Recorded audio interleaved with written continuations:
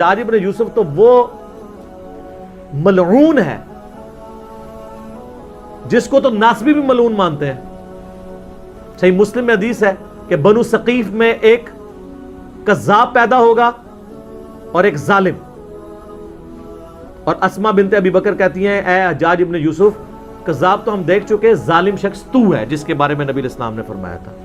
तो वो हज्जाज इब्न यूसुफ, उसका भतीजा मोहम्मद बिन कासिम यहां लोगों की दादरसी के लिए पहुंचेगा, जो वहां अहले बैत को कत्ल करवा रहे हैं, सहाबा के कातिल हैं। सर बुखारी उठा के देखे, हजरत अनस इब्न मालिक जो है वो कितने परेशान हुआ करते थे कि हम पे ये कौन सा खबीस मुसल्लत हो गया हज्जाज इब्न यूसुफ जो मुसलमानों के ऊपर जुल्म करता है। उन लोगों ने जाके यहां पे फरियादें सुननी थी। हाँ, आपको कहानियां करा दी गई हैं, आप वो कहानियां, आप जैसे नूरुद्दीन जंगी का एक कहानी वाला वाकया आपको बयान कर दिया कि जी वो यहूदी हुजूर की जिस्म मुबारक कब्र से निकालने लगे थे, वो ड्रामा भी बन गया।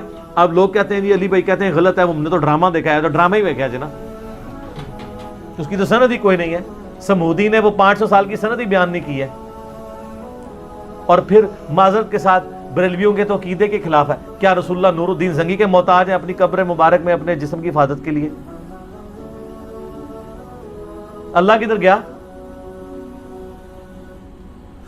फिट ही नहीं बैठता, झूठ है। और फिर मैं ऐसे पूछता हूं कि जब यजीद ने 3 दिन तक मस्जिद नबी में घोड़े बांधे हैं, उस वक्त नूरुद्दीन जंगी किधर था? और नमाज नहीं हुई है, उस वक्त जमाने में कोई नूरुद्दीन जंगी नहीं था। और जब खाने काबे पे सही मुस्लिम में आता है कि चढ़ाई की हज्जाज इब्न यूसुफ ने, और यजीद के दौर में भी चढ़ाई हुई और खाने काबा का गिलाफ जल गया, एक दीवार भी डैमेज हो गई, उस वक्त किधर था नूरुद्दीन जंगी? और दुनिया बकदर एफर्ट है। वो अबाबील वाला एक ही वाकया हुआ है। बुखारी में हदीस है कि कुर्बे क़यामत में एक काला हबशी पतली टांगों वाला काबे की ईंट से ईंट बजा देगा। अल्लाह ने दुनिया बकदर एफर्ट रखी हुई है। तो ये हज्जाज इब्न यूसुफ के जुल्म की एक पूरी दास्तान है, उसका ये भतीजा है मोहम्मद बिन कासिम। दूसरी तरफ अहले सुन्नत अहले तशय्युअ की दोनों की तारीख की किताबें उठाएं। हदीस में तो इनके पल्ले भी कोई शय नहीं ना, किस हदीस में मोहम्मद बिन कासिम का नाम आया? तारीख से ही पेश करते हैं, तो तारीख ये भी तो सुने ना। तारीख दिमश्क के अंदर इब्न साकिर की, तारीख बगदाद के अंदर खतीब बगदादी की, और तारीख याकूबी जो सुन्नी और शिया दोनों मानते हैं। इन तीनों तारीख की किताबों में कम से कम 5 असहाब का जिक्र है जो सिंध से जाके नबी इस्लाम के हाथ पे कलमा पढ़ के मुसलमान हुए हैं। यहां पे 5 सहाबा आए हैं नबी इस्लाम के, तो इस्लाम तो उसी जमाने में आ गया था। और हजरत उस्मान के दौर में बलोचिस्तान का कितना एरिया फतह हो चुका था। रशिया अफगानिस्तान हजरत उस्मान के दौर में फतह हुआ है। बुखारी में मौजूद है कि हम रोमन और पर्शियन एम्पायर जब गिरी, उसके बाद वहां के लोगों को हमने उभारा कि हमने अजरबैजान और ये सारी फतवात करनी है हजरत उस्मान के दौर में। इस्लाम तो आ चुका हुआ था यहां पे। और सूफिया अपने चक्कर में डालते हैं हम इस्लाम लेके आए, नासबी मोहम्मद बिन कासिम को लेके आते हैं जी वो आया था। और वो आया इसलिए था मेरे भाई, वहां से जो अहले बैत थे वो अपनी जानें बचा के हिजरत करके सिंध में आए थे, राजा दायर ने उनको पनाह दी हुई थी, तो वो कहता था हमारे बंदे वापस करो। और सर आप सिंध में आज चले जाएं, सिंधियों से उनकी हिस्ट्री पूछ लें। मैं अक्सर कहता हूं अल्लाह के बंदो, पाकिस्तान की सारी किताबों में ये लिख देना कि पाकिस्तान जो है मोहम्मद अली जिन्ना ने सेकुलर स्टेट बनाई थी, कोई फर्क नहीं पड़ता। आज लोग जिंदा हैं जिन्होंने मोहम्मद अली जिन्ना की तकरीरें सुनी हुई हैं, ये अमली तवातुर से ट्रांसफर हो रही है। और ये कि जी मुसलमानों का कत्लेआम हुआ था, ये किताबों से निकाल भी दें तो वो मुसलमान तो नस्ल दर नस्ल रहेंगे ना। किसी की दादी मरी हुई है, किसी का दादा मरा हुआ है, जब वो अपनी औलाद में ट्रांसफर, आज भी जितने मुहाजिरीन हैं 70 साल हो गए, आप उनसे पूछें वो बताएंगे कि हमारा, कोई कहेगा मेरा दादा कत्ल हुआ था, कोई कहता मेरा परदादा कत्ल हुआ था। आप 200 साल बाद भी चले जाएंगे ना, वो बताएंगे हमारे अजदाद को कत्ल किया गया था। उसके लिए आपको हिस्ट्री की किताब पढ़ने की भी जरूरत नहीं है। तो जिन अहले बैत के साथ जुल्म हुए ना, उनसे भी तो पूछे। अहले बैत में से सुन्नी हो या शिया सैयद जहां पे भी मौजूद है, उनसे आप पूछें कि यहां पे मोहम्मद बिन कासिम क्या लेने आया था, वो तो नहीं मानते। वो तो कहते हैं हमारे साथ जुल्म किए, और तारीख की किताबों में भी मौजूद है। और प्रैक्टिकली हज्जाज इब्न यूसुफ का पूरा करैक्टर है। और सर जो अपने मुल्क के अंदर 2 नंबरी कर रहे हो, दूसरे मुल्कों में जाके माशाल्लाह लोगों की हिफाजत करेंगे, वो ये फिट ही नहीं बैठता। तो सिंधियों को पता है कि वो क्या करके गया है। और फिर आपको सबको ये पता है कि जब मोहम्मद बिन कासिम ने सिंध का वो इलाका फतह किया था, تو اس کے بعد آپ کو بتایا جاتا ہے کہ پھر بعد میں محمد بن قاسم کو واپس بلا کے جیل میں ڈال دیا گیا. یہ اس ڈرامے میں بھی دکھایا گیا جو محمد بن قاسم پہ ڈرامہ بنایا تھا پی ٹی وی نے. ہم یہ پوچھتے ہیں کہ محمد بن قاسم کو جیل میں نے ڈلوایا تھا؟ انجینئر صاحب کی ویڈیوز دیکھنے والوں نے ڈلوایا تھا. وہ جیل میں کیوں ڈالا گیا تھا؟ اس لیے کہ پیچھے خلیفہ چینج ہو گیا تھا. پہلے خلیفہ تھا عبد الملک بن مروان کا بیٹا ولید بن عبد الملک. حجاج ابن یوسف اس کا رائٹ ہینڈ تھا. حجاج ابن یوسف کو اس نے کوفے کا بھی اور حجاز کا گورنر بنایا ہوا تھا. لیکن اس کے ظلموں کی ایک داستان تھی. لوگ تنگ تھے. اس کے باپ نے وصیت کی تھی کہ ولید کے بعد خلیفہ بنے گا اس کا چھوٹا بھائی سلیمان بن عبد الملک. لیکن ولید کو بھی لالچ آ گئی، کیونکہ یہ تو ہے ہی لالچی دور ہے نا. جب یزید کے ابا جی کو لالچ آ گئی کہ میرا بیٹا خلیفہ بنے، تو ولید بن عبد الملک تو صحابی بھی نہیں، اس کو نہ لالچ آئے کہ میرا بچہ بنے. حالانکہ وہ خود بھی اس وصیت پہ بنا تھا جو اس کے بیٹے نے ابے نے کی ہوئی تھی. تو سارے گورنروں سے اس نے بیعت لے لی کہ میرے مرنے کے بعد میرا بیٹا خلیفہ بنے گا.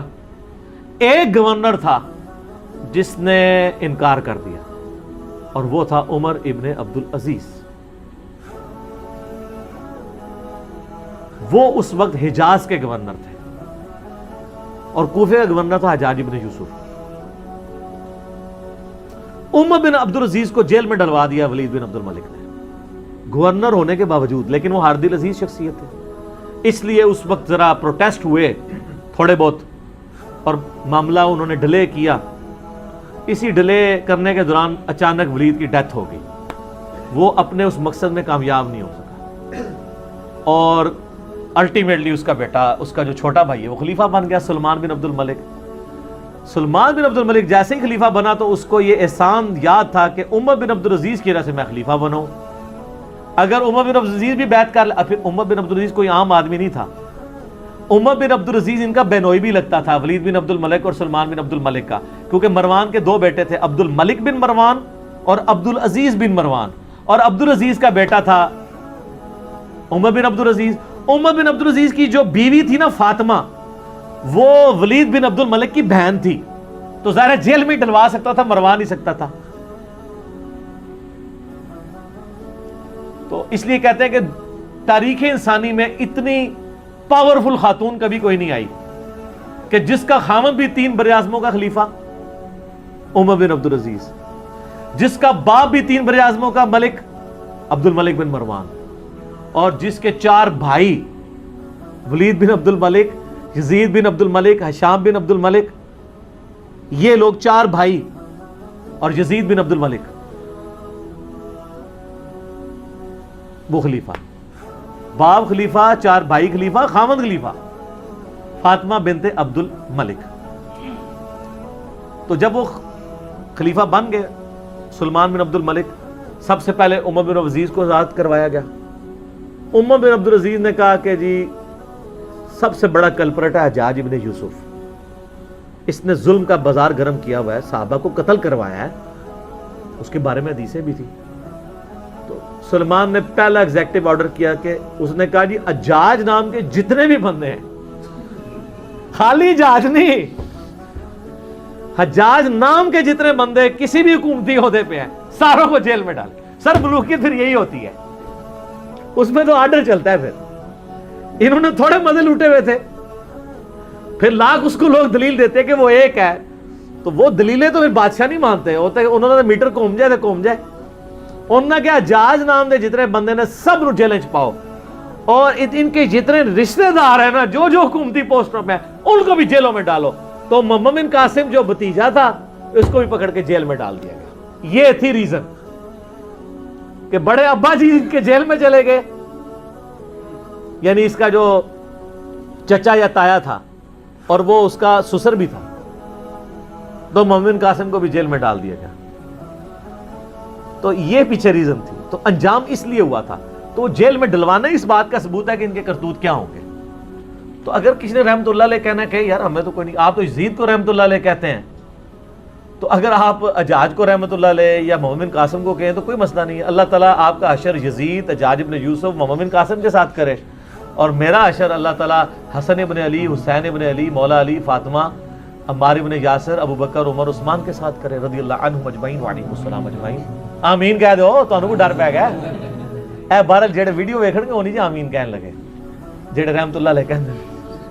ٹھیک ہے، تو وہ رجوع والا معاملہ نہیں ہے، یہ قرائن بتاتے ہیں کہ یہ اس طریقے سے ایسے ہوا ہے.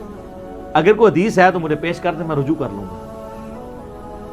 اس پہ ڈاکٹر طاہر القادری صاحب نے بھی ایک ان کی بھی ویڈیو چڑھی ہے، انہوں نے بھی پورا یہ یعنی ساری تاریخ بتائی ہے. خالی میرا تفرد نہیں ہے اس مسئلے میں کہ میں اپنی طرف سے بیان کر رہا ہوں.